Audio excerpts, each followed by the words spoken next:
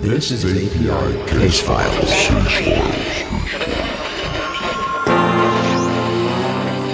Hear this message. Tune this channel. Like E.T. said, phone home.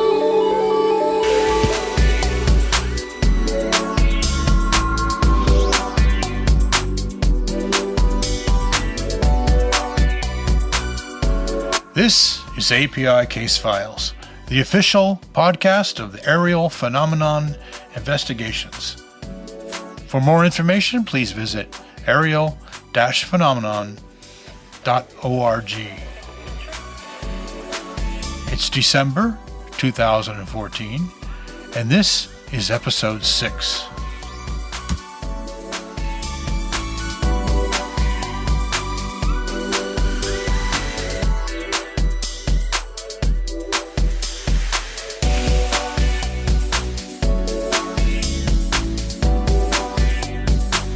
Hi, I'm Marsha Barnhart. I'm API's Chief of Investigations. I've been doing that job for about a year now. Started in 2014, and this is still 2014. So we're rolling along with getting quite a few cases in. Many of them are just lights in the sky, which are always problematic to investigate. So there's not a whole lot we can do with that.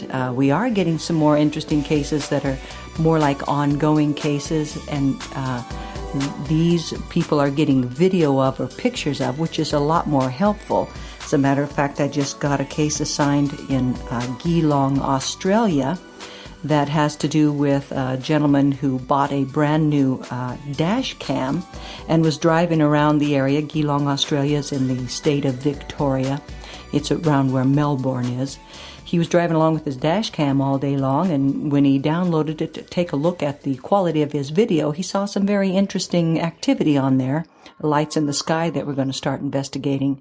So this type of case we can sink our teeth into, but often we're getting lights in the night sky seen by one person that we just can't do anything with. I have been on the road relocating now from near Baltimore. I live now up near Cadillac, Michigan, so I've been on the road for about 6 weeks in trying to settle in here, and Antonio has pretty much been handling the investigative chief of investigative job, so he probably can speak more to what the most recent cases are that we've been getting. Antonio? Hey guys, I'm Antonio Paris, the original founder and director of Aerial Phenomena. Basically, what I've been doing in the last few months is more of the outreach person, kind of promoting and shaping the group towards, what we want it to look like for the upcoming year, 2015. As Marsha alluded to, specifically in the last couple of weeks, we've gotten a quite little jump of cases here, recently. I don't know if I can attribute that to promoting aerial phenomena on social media or it's just a trend. But we do have some interesting cases that we will parse out here in the next couple of days, as soon as we sort out whether or not they're worthy of an investigation. This is Paul Carr. I'm only actually actively working one case at the moment, although I have a couple others sort of on the back burner, which is a high strangeness case up in the upper Midwest that I'd like to talk more about later. I don't know, some of you may have heard me. I appeared on Podcast UFO back in a couple months ago, Martin Willis's podcast. That was fun. And another podcast that for some reason I can't remember the name of at the moment. But so we're starting to get the word out about API, and there's I find interestingly enough that there's both support and resistance out there to us, and hopefully you'll be hearing more soon about some of the cases we're working. Right now, I figured we need another episode of API Case Files just to catch up, and also to encourage you, the listener, to join in the conversation. So and also to let you know that we haven't forgotten about you. So I thought maybe we could get into some of our more recent cases, and I don't know if you want to start, Antonio. I know you've been. Yeah, sure, no problem. Well, I would say maybe in the last 4 weeks, I've kind of got a nice little steady stream of cases. Probably about 11 cases, and I updated the case files a couple days ago, and I added, I believe it was 6 or 7. Okay. Okay, so in the last couple of weeks, we received about, 12 cases, and I uploaded about 8 in the case files. One that's a particular interest to me, and it looks like I will take the helm in that case, is looks like it happened recently too, a case out of Phoenix, Arizona, and the witness contacted me several times, and then I encouraged her to go to the website and submit the alleged evidence and her story. I like the case. She was at a bus stop and she apparently saw what looks to appear like this shining, I don't know if I want to call it a cylinder or an object, but she did pull out her high definition iPhone, I believe she had. And she's got really nice video. We're talking about, 15, 20 minutes. Some of it's shaky, obviously, but really nice video with this strange light. And I want to take a look at it. It's not too often, like Marsha said, that we get a nice recent case with a witness that's willing to cooperate. And more importantly, there's something to actually look at and analyze. So that's my case, and I'll be doing a Skype interview with the witness here the following weekend. So that's a good case. And then there's another case out of Japan. Now this guy has sent us a report, I believe it was this summer, and he did attribute it to this object that apparently he took over a volcano, and we kind of lost contact with him for a while, but in the last month, especially in October, him and I have been chit-chatting back and forth. And he's got something new now. It looks like an alleged boomerang. This is out of Kamakura City, Japan, also recently. And there's some video footage as well. So this guys, this is the kind of cases that I want us to look at. Recent cases. We have a dialogue going with these witnesses, and they're providing us something other than just a story. We've got video footage and photography. And this is where we should be centering most of our efforts on. Yeah, I agree with that. Now, Antonio, let's talk a little bit. Can we talk a bit about your investigative approach on that Phoenix case? Yeah. Let's talk about how you're going to approach that, because a lot of people want to learn about proper investigation. Yeah, well, the first thing I want to do is actually, have a good rapport with the witness. And most people think that, you have a 2-minute interview with the witness and that's it. That is not the case. I always like, my interviews usually last, putting them all together, multiple interviews, a couple of hours. And that is sitting down with the witness, building a rapport, and trying to get as much information as possible from the witness. For example, her report doesn't tell me the specifics of the equipment that was used, what type of phone. That's the kind of details I want to get. I want to get details on which direction she was pointing the camera, the exact time, all those things come into play. So I want to get the technical parts of the interview. That's my most important thing. I know it's in the general area of Phoenix, Arizona, but I don't know exactly where, and that's key. Phoenix is a large city, and the witness really doesn't go into detail where specifically this UFO was sighted. So technical details is important for me when I want to interview a witness, and then as the interview continues, I want to assess credibility. Before I go down the road of determining whether it's a hoax or whether the video was tampered with, etc. So the technicalities first, and then witness credibility will be second for me. Right. I found in Phoenix they has huge military operations areas to the south and west of the city. A lot of people see stuff out in that direction. Well, yeah, Phoenix, there are multiple Air Force bases in the area, so. Yeah. And they do a lot of training just over that area, west of Tucson, south of Phoenix sort of area. People see things along the highway from Tucson to Phoenix, for example. So, yeah, of course. There's always a lot of potential for that kind of thing to go on there. Now, if she's looking north of the city, it's a little bit more, national park sort of area, kind of not so much military. So, yeah, and now a lot of times it's. Go ahead, Marsha. It's fine.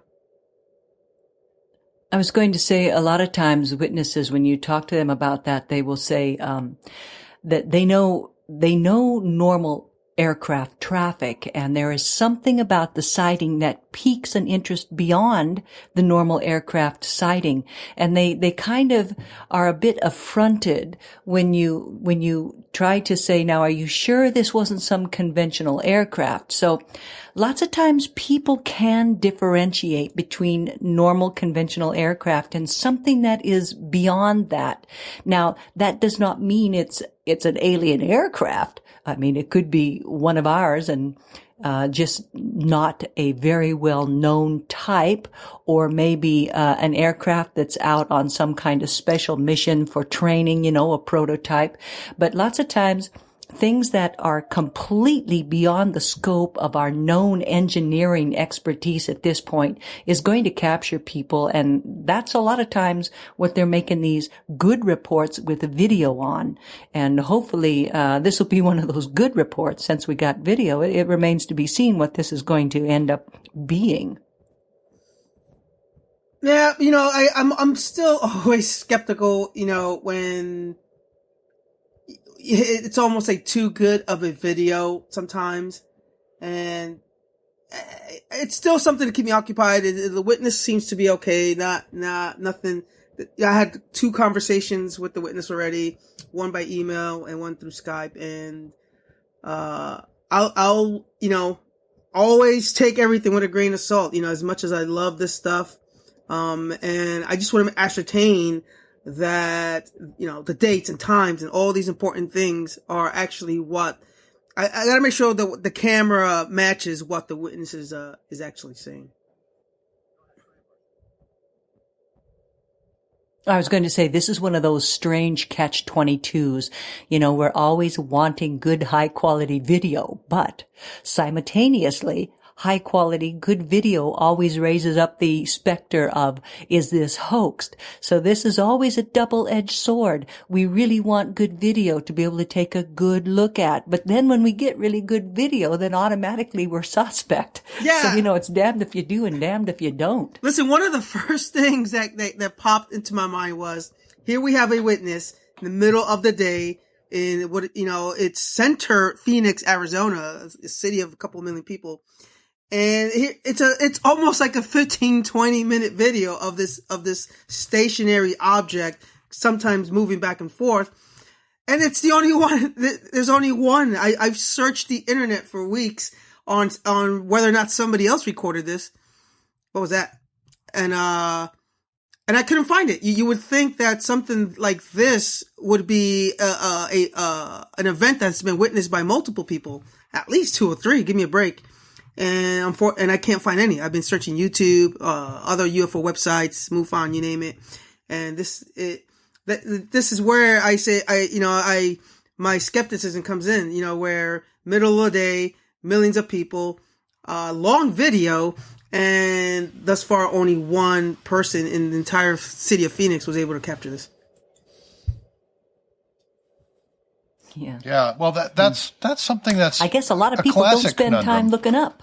Yeah. A classic conundrum is often we think there should have been other witnesses and there weren't. Even though the witness we have is 100% credible and has no incentive whatever to deceive us, we don't find other witnesses. And I don't know why that is. I don't have a good explanation for that. I learned that the amount of money that people make on YouTube presenting extremely dubious UFO videos is more than you would think. It's a lot of money. They make a healthy living doing this. With these clickbait videos and other bits of clickbait like listicles and so forth. But on YouTube, apparently you can make a lot of money if you can draw enough views. So this has become a business plan, a business model, and the fake ones are getting more sophisticated. So you probably remember a few years ago there were some pretty obvious fakes floating around. The fakes are now getting better. However, I noticed that there's always somebody who can usually find where the CGI is through some subtle mistakes that they do make. So you need to be really like pro level CGI to fool an expert. And we discussed that in episode 4. I was going to discuss the point that Antonio made about thousands and thousands of people in the city of Phoenix, in the greater Phoenix area, and only one person seeing it. At least only one person reported it. But also, I've read many accounts about people who spotted an object in the sky and were looking at it and transfixed by it. And when they would say to their companion, look up there, and the person would look, and they would say, what? I don't see it. And they'd say, no, right there. And they'd still look and say, I don't see it. And they would take some time to be able to point this object out, that once you see it and you focus on it, bam, you've got it. But unless you're really looking at it and focusing on it, you often don't see that. There's an awful lot of people who do not look up. They barely look you in the eye as they walk along. Many people have their head down and they're lost in thought. They do not look up beyond a person's, chest area, really, hardly up to the eyes. And then to go all the way up into the sky is almost an uncommon kind of activity anymore with most people. They aren't looking up. And so when somebody spots something and they are transfixed, then they're the only ones that see an actual object in the sky, and many people miss it. And also, as I was saying, there might have been only one report. Others may have seen it and just attributed it to some strange, a balloon or something like that. So, but my interest right now is, Antonio, how do you plan to approach breaking down that video and trying to find out if there is any undue manipulation or something? You're going to throw that into a video edit program and start taking a look for some layers and such? I'll probably send it to one or two guys in our team, or sometimes I can use some of the editing software packages that I have from Adobe to look for dates and times of editing. Or I'm not saying the word manipulation, but basically what happens is if you try to manipulate something or enhance something, I can easily tell.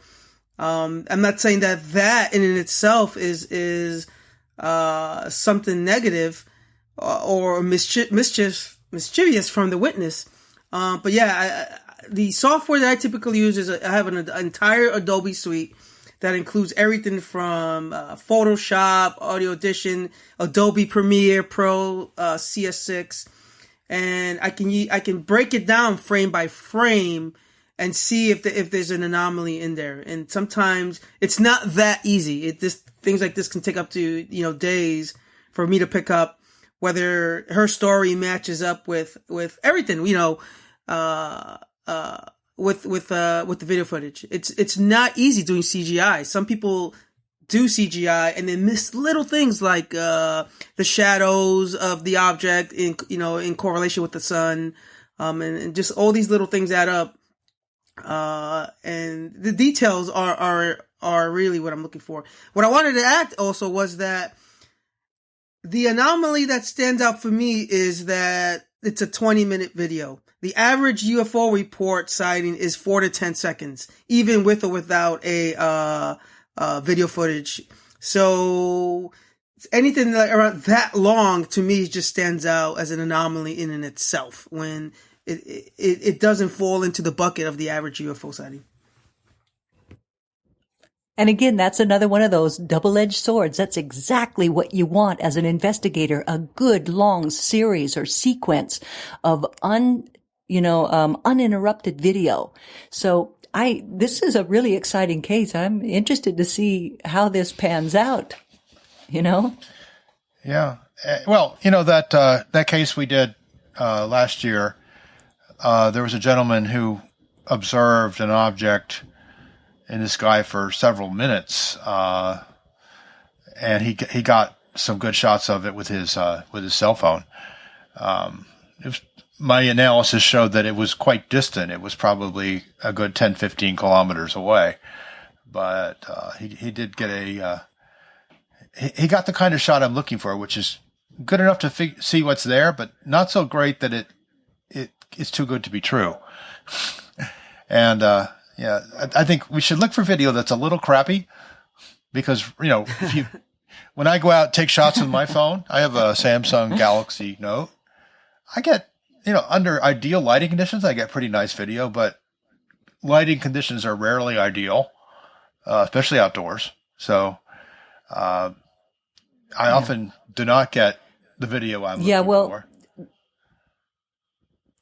And the thing is that optics in camera phones are getting to be better and better and better. It is amazing what the latest iPhone will capture video-wise. Yeah, they're good, but I think that they're always under pressure to keep them as small as possible. So the apertures are never going to be very big, and the quality is limited by that. So, but still, I think that you can get, under a pretty broad range of lighting conditions, you can get some kind of decent image with your phone, and hopefully more people will be giving us those kinds of videos. Very few people carry a good quality video camera with them, with the battery charged. And true, not anymore. and a tripod. And a tripod. Tripods, forget it. I mean, only pros carry those. And of course, they take time to set up. By the time you set it up, your object may be gone. So, I mean, cell phone cameras should be the mainstream of what we're getting. And they are getting better. And the technology, especially at the focal plane, has gotten a lot better. And the new iPhone, I mean, I've seen it. It does take much improved photos over the old iPhone. It's still not as good as a DSLR. But again, not many people carry those with them. So, I was going to say that, shortly after my husband and I had a sighting near Columbia, Maryland, I started to carry a tripod and a video camera with me. In fact, I went out and bought a video camera just to keep with me in the car during our commute, because we would commute from the Baltimore area to DC and back every day, day in and day out, 5 days a week for years. And I'll tell you what, I had a habit of keeping that camera ready to go. And then after, 6, 8, 10 months of nothing happening, then keeping that camera and the tripod handy kind of fell away. But it occurred to me that if I would have captured excellent video on a tripod of a really interesting object in the sky, people would have naturally been suspect. They would say, well, now here's a person carrying a video camera with a tripod in their car. They just happen to do that. Well, yeah, people just happen to do that, but I would have been immediately suspect because, you're an investigator for API and now you're carrying a camera and a tripod. You just can't win. You can't lose. It truly is a double-edged sword that's really biting us in the butt anymore. People are getting to where they take pictures and video with them all the time. All the time they do that because that's our culture now. And more, we're going to be getting probably long sequences of video of odd things in the sky that people happen to catch, because now we are a culture of videotaping and photographing just to get up on Facebook and Twitter, just because that's our culture. So I'm hoping we're going to see some really good stuff, and it shouldn't be suspect that we have good sequences of video anymore. Yeah, I have a similar hope, and I think I'm a bit puzzled at why we haven't seen more, actually. But when you talk to witnesses, as I'm sure you've done before, why didn't you take a picture? You often get the answer, gosh, I was just so stunned. Didn't even think to do stunned. it, or I was too scared to stop and do it, or something. Yeah. So, we sometimes, we have witnesses who will tell us that they could have taken the video, but didn't. So we're still struggling with that issue. I think there's something to it that's beyond simply, it's human nature. And I don't think it's going to, listen, 99.9999999% of the population has no interest in UFOs, and they don't walk around with cameras ready in hopes of capturing a UFO. In fact, I would say that they have better hopes of taking a close up of the Kardashians than a UFO. And then for that 0.01% of those who do see an object in the sky, it's 4 to 10 seconds. That's not much you can do. It's look, what's that? Oh, golly, what is that? And basically that's it. 4 seconds goes very fast. Yeah. If you're lucky, you might get 10 seconds. And by that time, I mean, I've got a brand new Samsung right now. And before I turn on the on button, I unlock it with my code, turn on the camera, and point it to the sky. That's 20 seconds right there. So, it's just not going to happen. That's why you have to be very skeptical when you got a 20-minute video. It's like, it's almost like the person anticipated for something to be there. So those are the kind of things. It could have been there. I'm just saying. Yeah, but we have to be, that's just the problem. Here's another thing, though, Antonio. Yeah. Mm-hmm. Go ahead. Here's another thing that's happening. People more and more are getting dash cams. Mel and I bought a dash cam because we drove in and out of DC all the time, and we knew that we might hit one of those damn crazy bikers down there, those bicyclists. Yeah. They don't obey the rules of the road often, and we were scared to death that we would get sued because a bicyclist would run into us and we'd hurt him. So we bought a dash cam to use as evidence in any trial should we hit a bicyclist. Now, dash cams in Europe have been used for a long time, and in Russia, just about every car has a dash cam because they must bring it as evidence in a trial in case they're in an accident.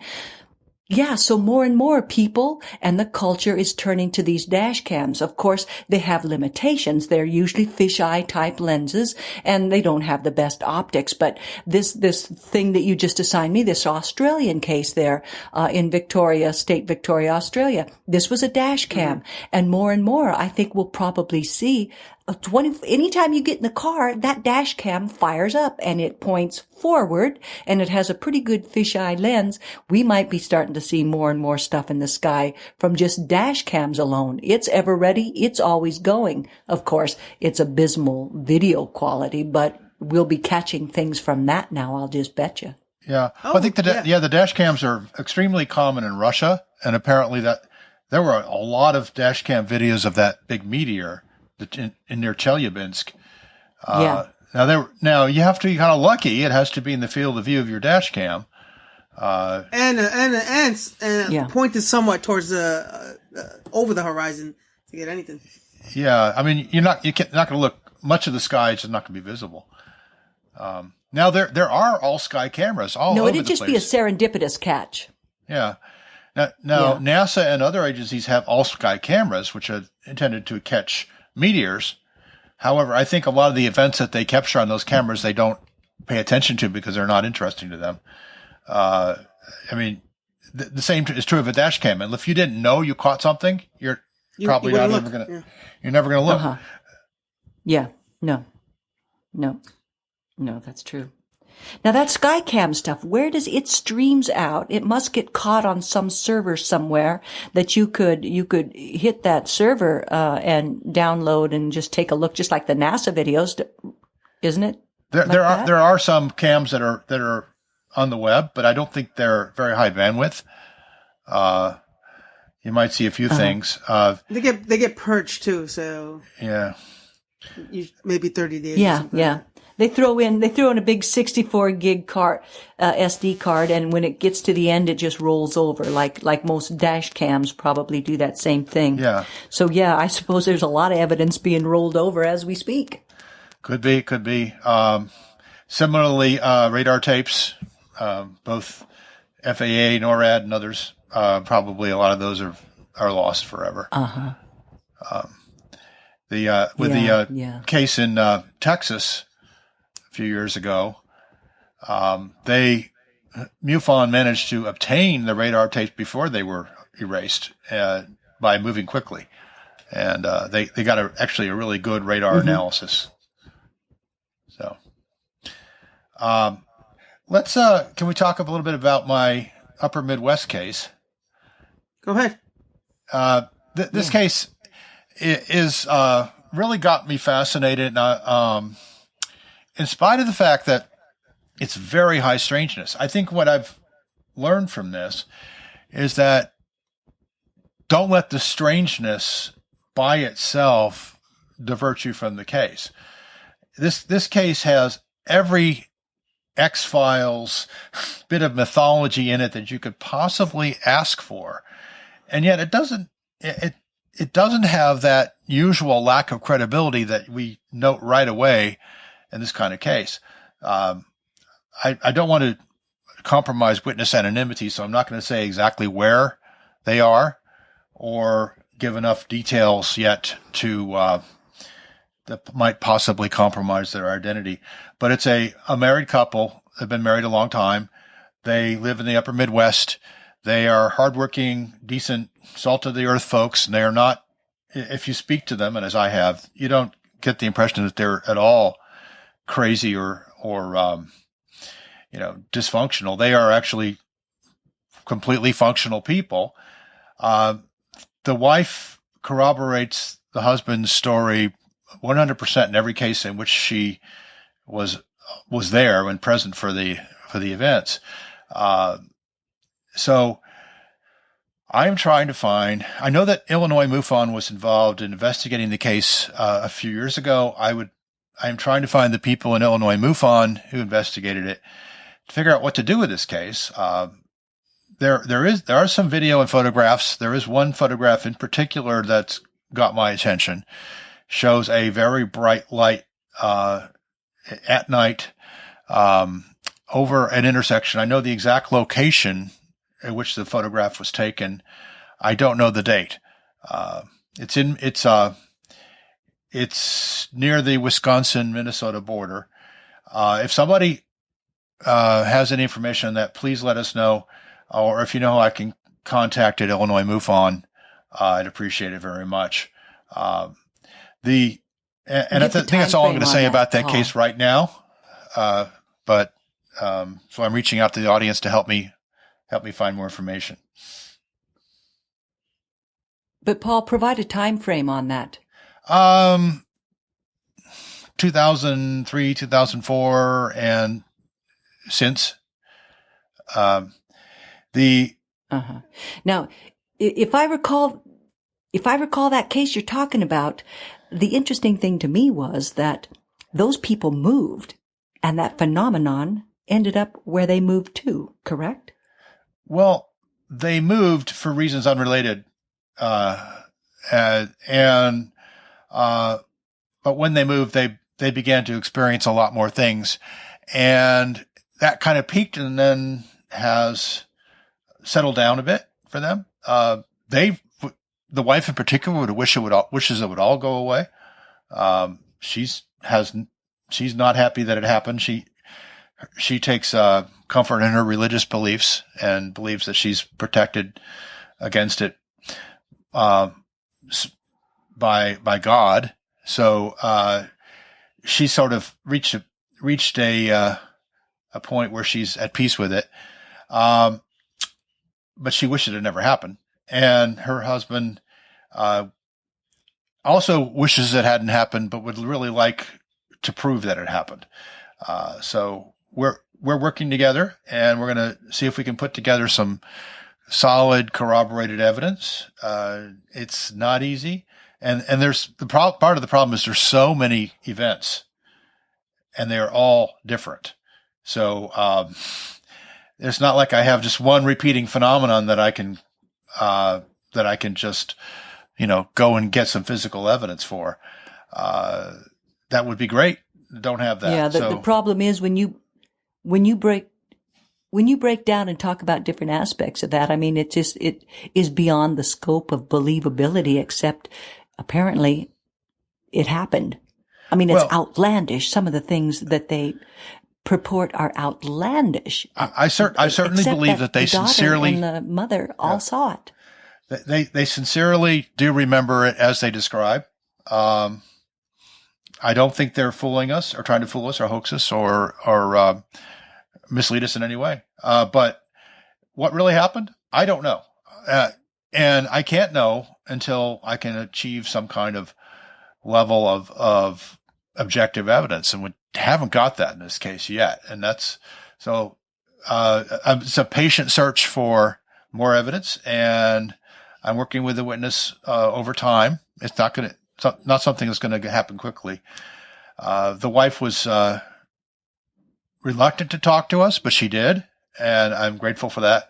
And she was able to provide a certain amount of corroboration. But when you have a married couple, I think the value of the corroboration is not as strong as if you had a complete stranger who didn't know them and still said, yeah, I saw what they saw, or I experienced what they experienced.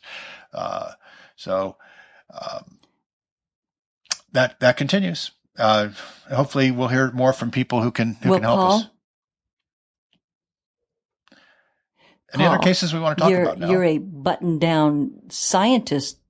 Well, I want to mention though, you're a button-down scientist, and so where does that put your head now? That case. I think maybe there's. I'm the first person to tell you when I don't know something, I don't know, and I just don't know. I think there may be more richness and variety to the human experience than has been documented to date. And perhaps we need to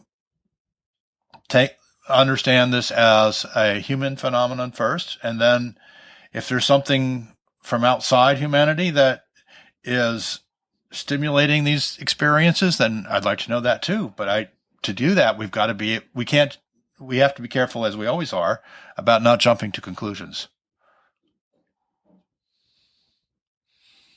Well, does this make you bring into mind a little more the higher physics that are being delved into right now? No, I think you have to be very careful with that area to you more. I think you have to be very careful with that. I mean, if you talk to a physicist, they'll tell you, "Stop abusing my damn physics." They will. They say just because things are a little strange and abstract at the quantum level does not mean that all bets are off by any means. I'm sorry. Yeah, I've seen this in this year at it's really, really it's like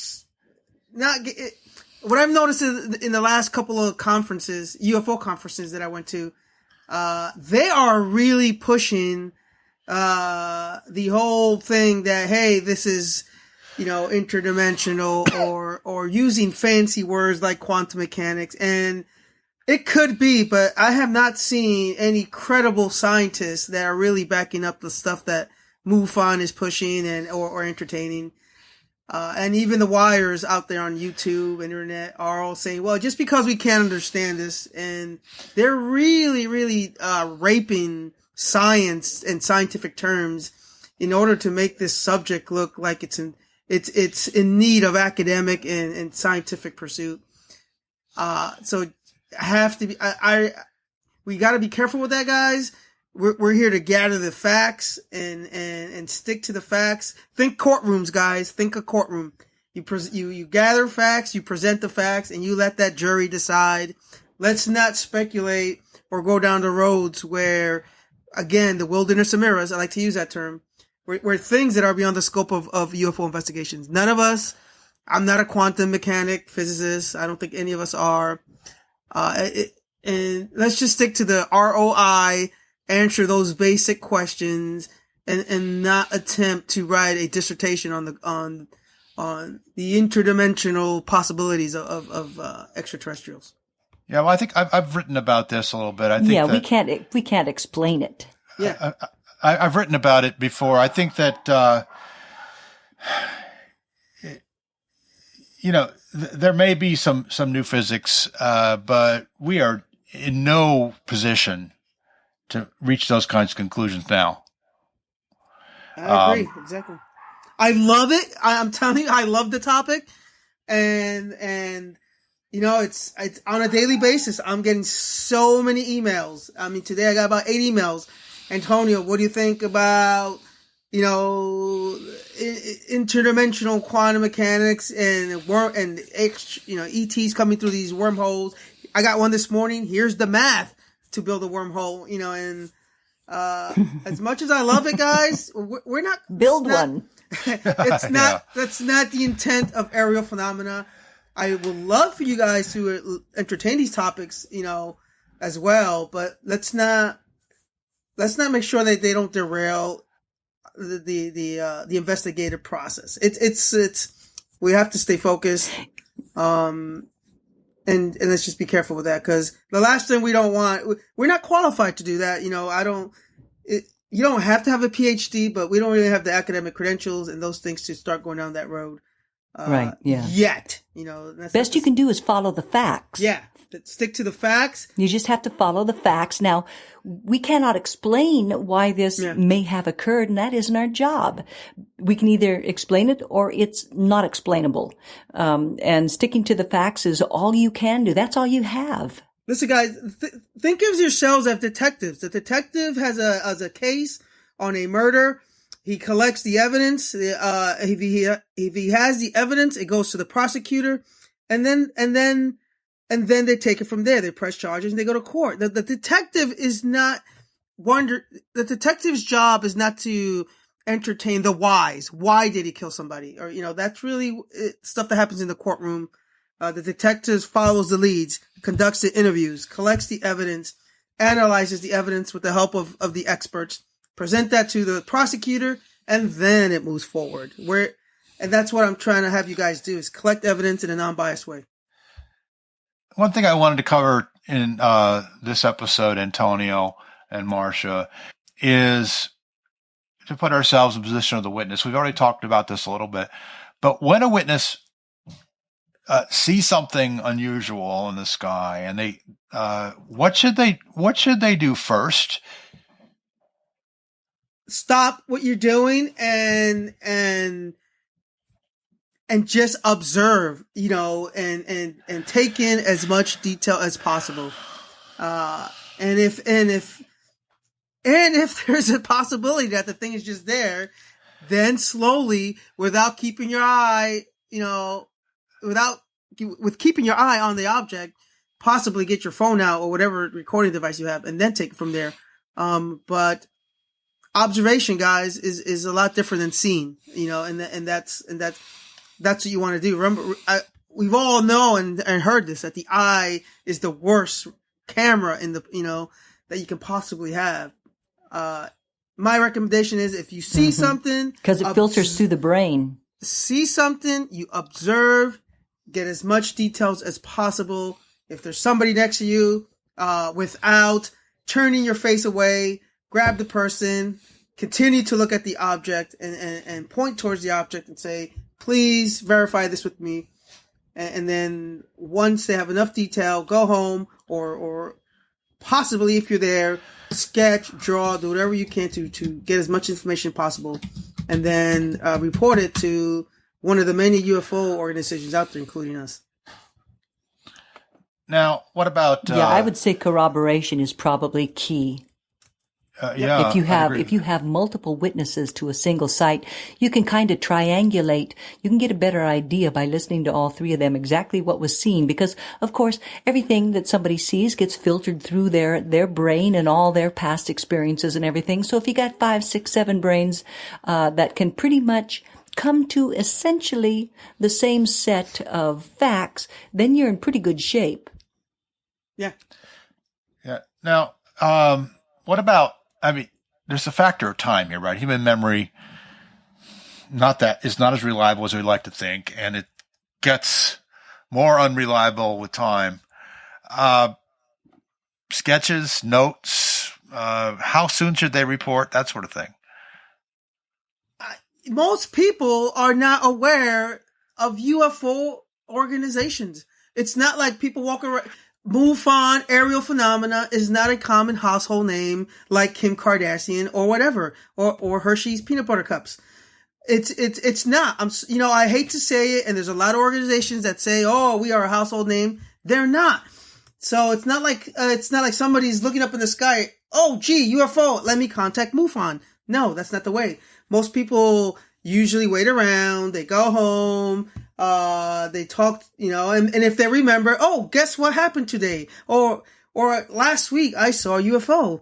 Maybe I should report this to somebody. And they'll go on the website and they'll Google like UFO or report UFO.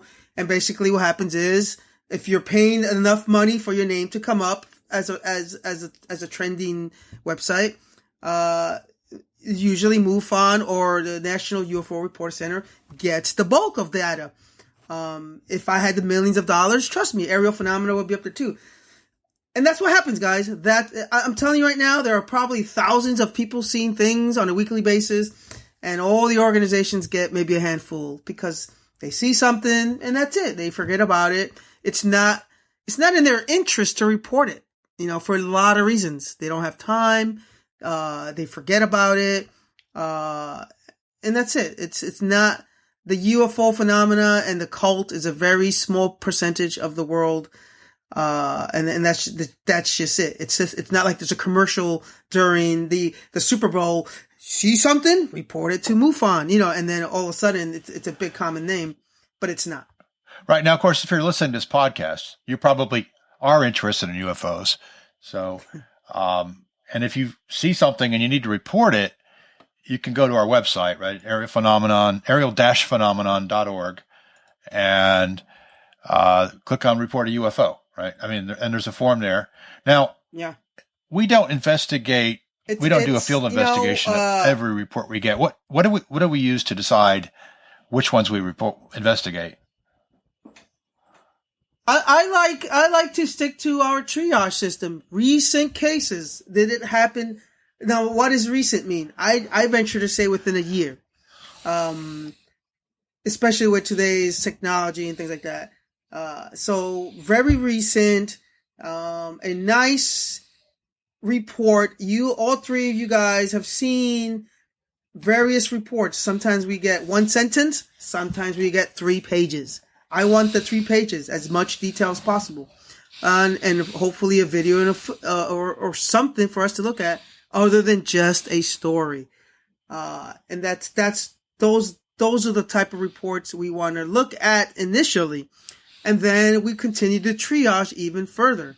And you guys know it. Out of the 50 cases that we get every few months, maybe 2 or 3 get actually investigated, because those are the cases that fall within all those criteria. Yeah. Well, yeah. You guys? Go ahead, Marsha.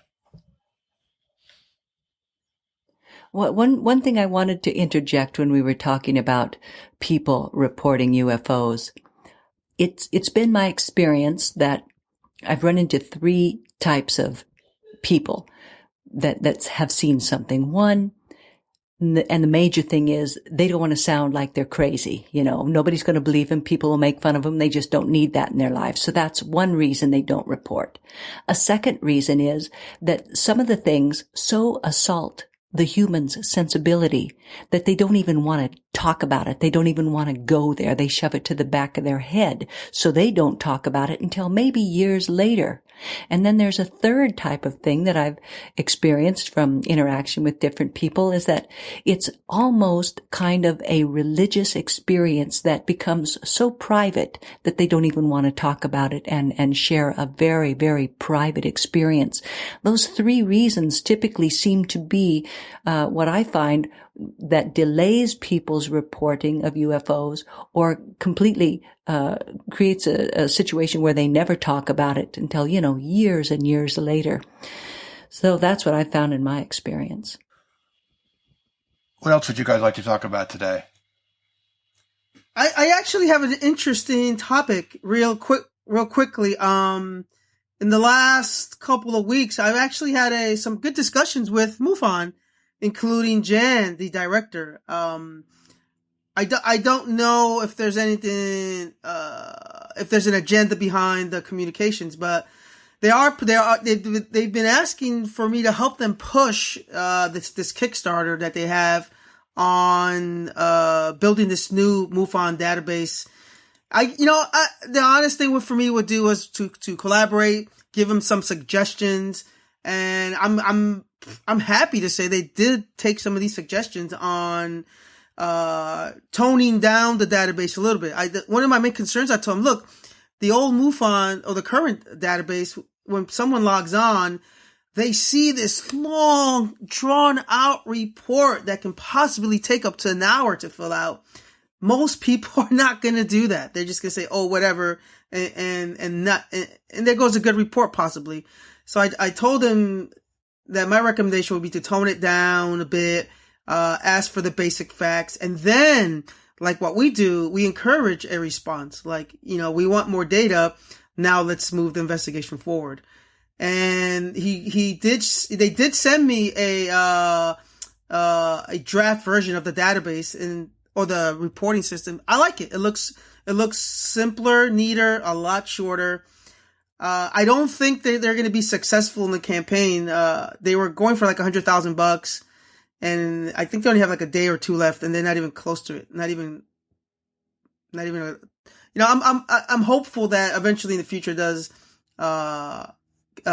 it does get promoted. Like guys, in short, we're not here to compete with others. We're here to collaborate and help out each other. That was always my intent. And the fact that Jan Harson and a lot of the local MUFON folks have been reaching out to aerial phenomena, I think that's pretty cool. Yeah, I agree with that. I hope that we'll be able to not only make peace, but be able to work together on things. We get a lot of reports in areas where we don't have an investigator. If we can hand that report off in a clean, ethical way to someone who does have an investigator in that area, that would be, I think, beneficial to everyone. Especially if we know those investigators are well trained and will follow a certain protocol. So that's not our goal. This is not. We're not here to compete. We're not here to do. It's UFO guys. We're not saving cancer or trying to, come up with a curative answer and make millions of dollars. It's when you look at it from a really out of the box perspective, it's UFOs.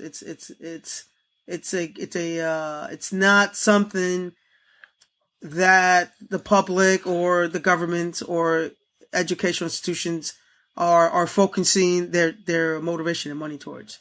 No, they're not. Yeah, more power to us. Let's share what we got.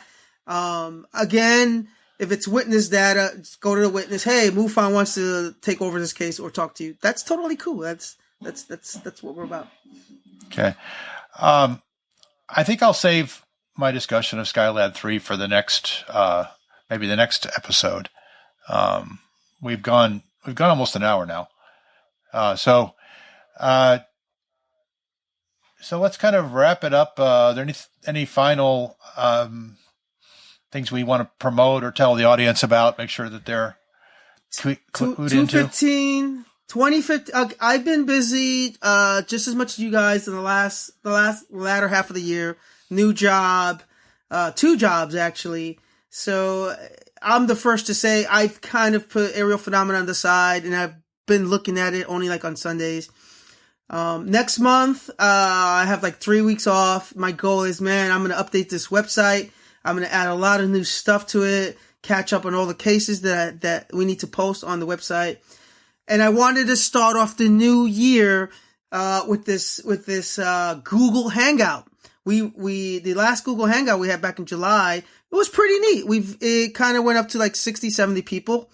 And it took me, 6 months to get that number up there. The Google Hangout now for January is already up to 62 RSVPs, and it's only been out for a month now. I think we're going to do good, and that's a great way to start the year is a nice Google Hangout, talk about UFOs, possible life in the universe, a little bit of science, mixed in there. And that's going to be a good way to start off aerial phenomena is a nice Google Hangout, a lot of collaboration. And here's the important part. Some of the participants, the ones we had last month, a couple months ago, was all aerial phenomena. This time, however, half the participants out of the 10, so 5 of them are MUFON. They're MUFON, either investigators or state directors, and some chief investigators. Long-time MUFON people that I've been talking to for a while who are really excited about this Google Hangout. So I think that's going to be pretty cool. Yeah. Let's get that conversation going and keep it going. Yeah. Okay. Well, so we have Marsha and Paul and Antonio, and we'll see you next time on API Case Files. Say goodbye. All right, guys. Goodbye. Have a good one. Bye-bye.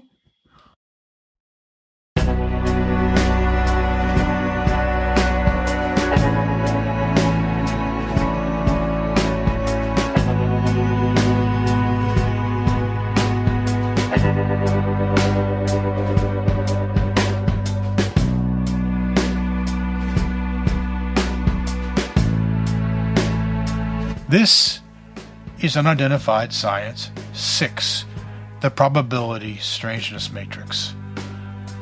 This time, I'm going to talk about a specific and easy-to-understand tool for revealing patterns in our data. It's called the Probability Strangeness Matrix, and it has been around for decades, although I've yet to see it used to its full potential. The matrix is very simple. After we have investigated a case, we rate the case on a scale of 0 to 5 for both probability and strangeness. These two ratings are required to be independent. A case can be strange but improbable. It can be probable but not very strange, or any combination. What we are, of course, most interested in is the small fraction of cases in the upper right-hand corner of the matrix that are both probable and strange, and how they move on the matrix as the investigation proceeds.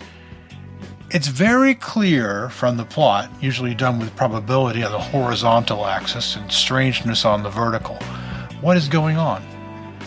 What we are trying to do at API is to define what we mean by probability and strangeness as unambiguously as possible, so that they're not entirely a judgment call and don't depend on the investigator's subjective impression of witness credibility.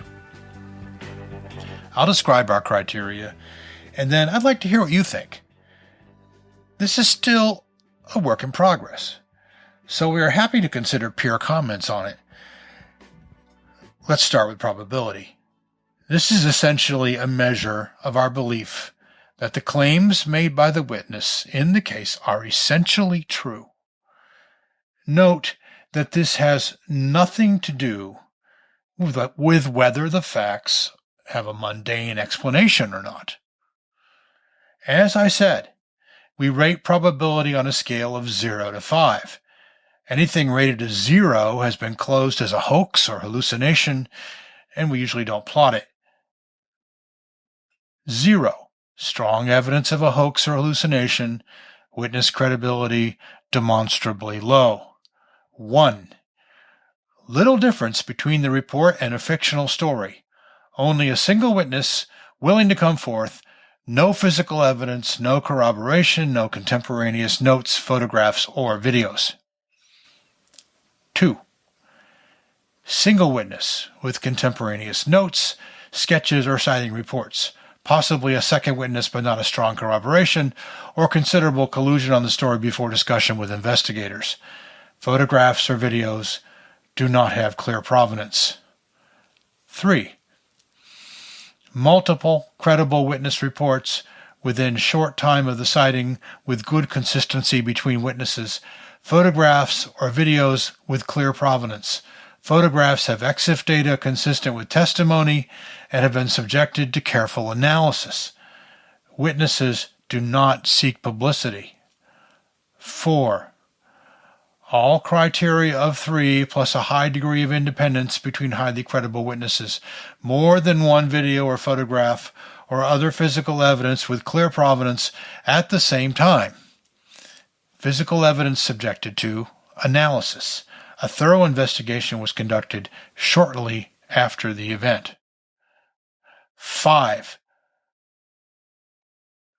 Both remote sensing, e.g. radar or optical, and in situ physical evidence with clear chains of custody from highly credible sources in addition to the criteria of 4. A good example would be the famous Skylab 3 case from 20 September 1973, which I've been looking more closely at lately. We have 3 astronauts as witnesses, contemporaneous notes and reports, and 4 photographs. That would be at least a 3 in probability, if not a 4. The criteria aren't perfect. Take the Stephenville, Texas case. There we do have radar and multiple witnesses, but lack of other physical evidence. It's a complex case, but I would rate it a 4. When we have a case like that, we need to be able to think through our rating and compare it to precedent. Now, strangeness. Strangeness is a measure of how anomalous the reported observations are without reference to their credibility. As strangeness increases, it gets harder to nail down. A 0 is something that is clearly explained, like a satellite, the planet Venus, or a lenticular cloud. API gets lots of cases like that. We normally don't plot the zeros on the matrix. I personally find strangeness a little harder to define than probability. But here are the remainder of the criteria that we have so far. 1. Possibly a known man-made or natural object if one aspect of the report is misreported or misperceived. 2. More than one significant aspect of the report is highly puzzling. 3. The report consistently describes behavior and appearance of an object or objects that defies conventional explanation. 4. The report meets the criteria 3, plus indicates interaction with a witness, animals, or the environment, such as landing traces, interference with equipment, or communication. 5. Report meets some or all of the criteria of 4, plus additional strange aspects such as repetition of events, missing time or time distortion, artifacts, implants, or other highly strange phenomena. Now, I have to admit that defies conventional explanation in criterion 3 is a little too vague. Maybe we haven't tried hard enough or have just not been imaginative enough. We're working on something more measurable. So, how is this a tool? There are lots of ways we can plot the PS data to explore the evolution of cases. We want to see if the cases cluster anywhere, and if so, ask why. We can plot the matrix as time slices or a function of location or a function of how well surveilled an area is, or we can do plots by region. Does New England have stranger high probability cases in the Midwest? Of course, the key thing here is consistency, which is why we need clear criteria. If you're a field investigator, I'd like to hear what you think the criteria should be and how your cases are coming out in the matrix.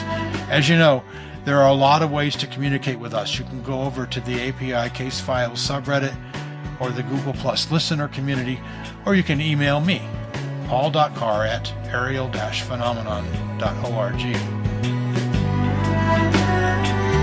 Next time on Unidentified Science, I will have some thoughts about strangeness, high strangeness, and some intriguing dead ends we may have hit to help us understand the bigger picture, or may not.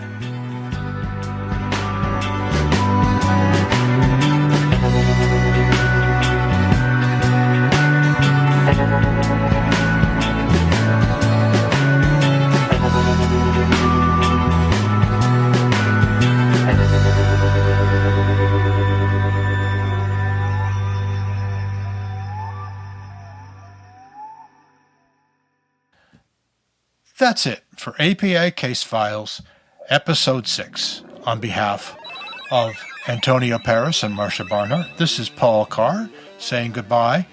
Please, if you have any questions or any comments, we'd like to hear from you. You can go to our subreddit, API Case Files. You can go to our G+ listener community. Or you can email Antonio, director at aerial-phenomenon.org. If you want to report a UFO, go to aerial-phenomenon.org and click on Report a UFO. If you want us to investigate, make sure you state that you want investigation. But please only state that if you're willing to speak to us and give us all the information that we require to do a proper investigation. Goodbye until episode 7. We'll see you soon.